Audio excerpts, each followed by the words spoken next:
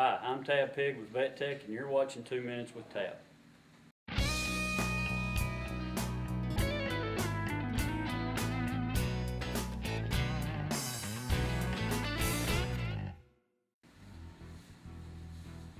Today we're going to talk about underrun heels.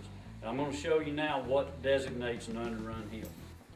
You get down and look at the foot, you'll see your toe angle is one angle, and your heels are at a lesser angle. So if the heels are lower than the toe angle, that tells you you've got underrun heels. This is not a bad case. I've had a lot worse cases where the heel was actually this far forward. This one, all I'm going to do is shorten the toe, move it back a little bit, move those heels back to where they belong, and that's all we're going to do to him today. So what I'm going to do now is I'm going to mark the foot where we've got a starting point. I'm going to show you the last point of weight bearing, and then again when we're done, I'll show you where the heel ends up, and you'll see the difference between the two marks.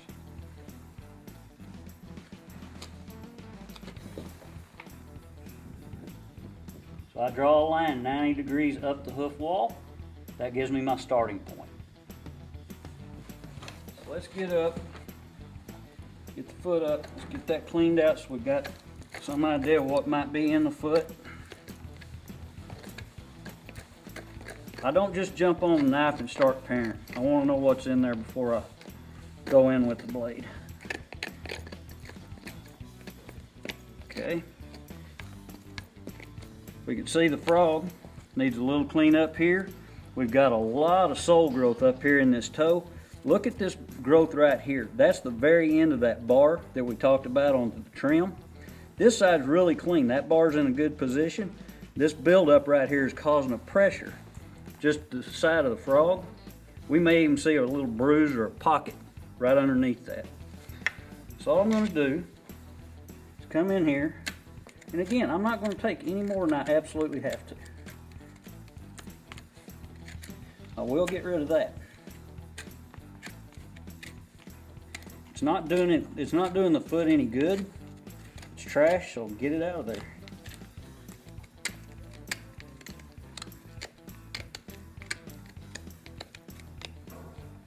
Come in and just slightly clean that frog up.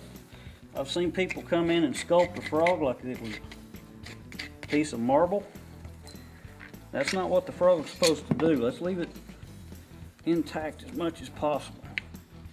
Just clean it up to where it's not trapping manure, filth. Leave those bars. Kind of peck around here. That's it. That's it for the trim. Hang on. Let's get that pocket out of there. Okay. So now we've got all that overlaying sole off the sensitive sole. Come in. This horse is a little over 3 1/4 inches. Come in. We're going to take a little bit of foot off this side because we're going to move these heels back. Everybody thinks that you cut the heels off, you're lowering the angle. In all truth, you're standing the heels up by moving them back. I know it doesn't sound right, but when you move the heels back to where they belong, it actually stands the foot up more.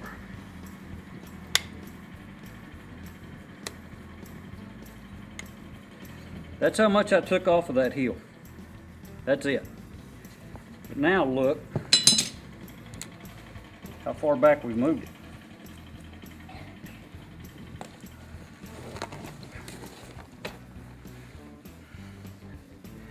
So, with that much gone, we probably trimmed off 1/4 inch and moved that heel back almost 1/2 inch.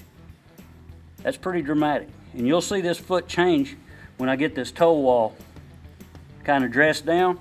That whole foot will be moved back underneath the limb.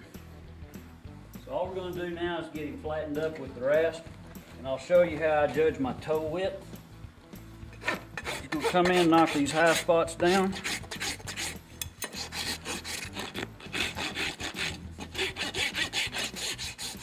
Kind of flatten him up. Get your big roll here.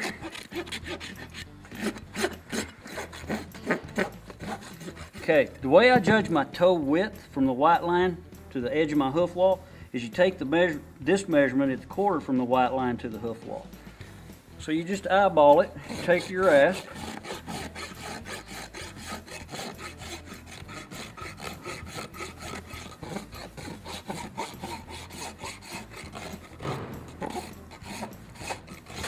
and for me, that's pretty close.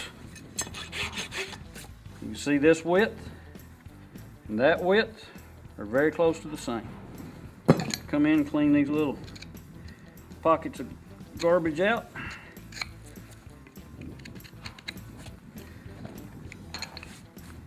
Then I'll show you the dress foot afterwards, and you can see the difference that this foot's gone through just moving that heel back and moving that toe back. It's not about trimming them short, it's about moving the foot back. Because we took him from 3 1/4 to right at 3 inches. I only trimmed 1/4 inch off that toe. But you'll see the difference in the trim and how that foot moved back underneath the leg.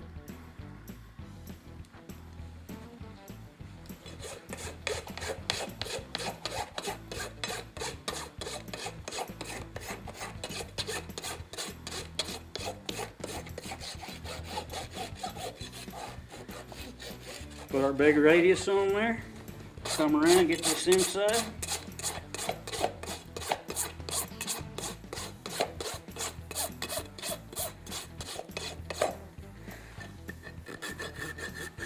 Get our big radius. And again, all this does is keep that from chipping up. It's very important.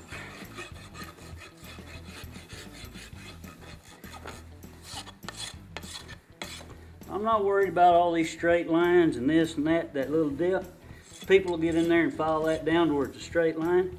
You're weakening the hoof wall. My goal is to leave this hoof wall as thick and as strong as I possibly can. So if I remove all that below, what have I done? I've weakened the whole foot. So leave those little blemishes. They're not hurting anything.